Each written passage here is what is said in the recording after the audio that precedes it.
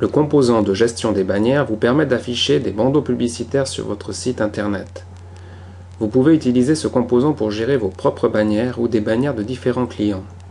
Une bannière peut être de type graphique ou de type texte comme les publicités AdSense de Google. Chaque fois que votre site est actualisé, Joomla affiche de manière aléatoire les différentes bannières que vous auriez définies dans l'administration de votre site. Chaque affichage compte pour une impression et les utilisateurs peuvent bien entendu cliquer sur la bannière pour accéder au site associé. Pour ajouter une bannière, il vous faut tout d'abord créer un annonceur via le menu Composants, Bannière, puis Client. Cliquez sur le bouton Nouveau. Donnez-lui un nom. Rentrez le nom du contact ainsi que son email. Vous pouvez également lui associer des informations complémentaires. Celles-ci ne seront visibles que dans l'administration du site. Pour valider, cliquez sur le bouton Sauver. Ensuite, vous devez créer une catégorie pour pouvoir par la suite retrouver plus facilement une bannière, mais également pour pouvoir afficher des catégories de bannières en fonction des pages consultées. Pour créer une nouvelle catégorie, soit vous cliquez sur ce lien Catégorie, soit depuis le menu Composants, Bannière, puis Catégorie. Cliquez sur le bouton Nouveau et donnez-lui un nom.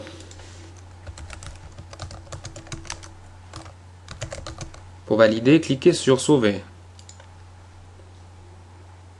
Pour l'instant, nous n'avons pas créé de bannière mais avons seulement préparé le terrain. Avant d'ajouter une bannière, veuillez charger votre logo dans le répertoire Images Banner, soit via le gestionnaire de médias Joomla que vous pouvez accéder depuis le menu Site, puis Gestion des médias. Cliquez sur le répertoire Banner et transférez votre image. Cliquez sur le bouton Parcourir les fichiers, sélectionnez la bannière et lancez le transfert. Votre image a été rajoutée aux bannières existantes. Nous pouvons maintenant créer la nouvelle bannière depuis le menu Composants, Bannière, puis Bannière. Cliquez sur le bouton Nouveau et commencez par lui donner un nom. Le paramètre Afficher la bannière vous permet d'afficher ou non cette bannière sur votre site.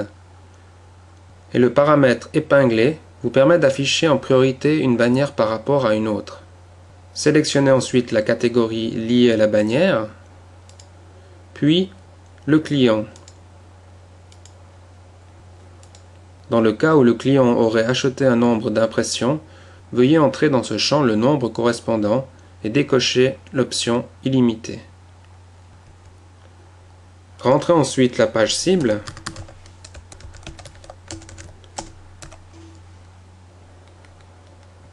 et le paramètre clic vous affiche le nombre de clics effectués sur votre bannière. Comme celle-ci n'a pas encore été publiée, il y en a 0.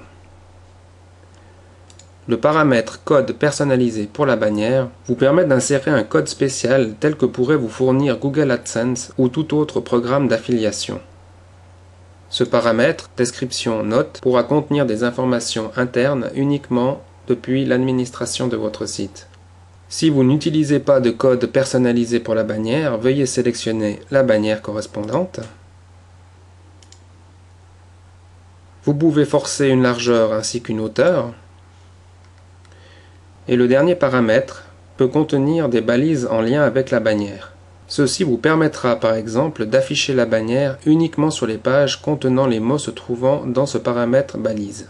La configuration de votre bannière est terminée, vous pouvez cliquer sur le bouton Sauver. En plus des paramètres déjà connus comme client, catégorie, publié, ordre ou épinglé, nous avons deux colonnes supplémentaires, affichage et clic. La colonne affichage vous affiche le nombre d'affichages sur le nombre d'affichages restants dans le cas où le client aurait acheté un nombre d'impressions. Enfin, la colonne clic vous affiche le nombre de clics sur les bannières en absolu et relativement au nombre d'affichages. Dans le tutoriel suivant, nous allons voir comment afficher votre bannière sur votre site.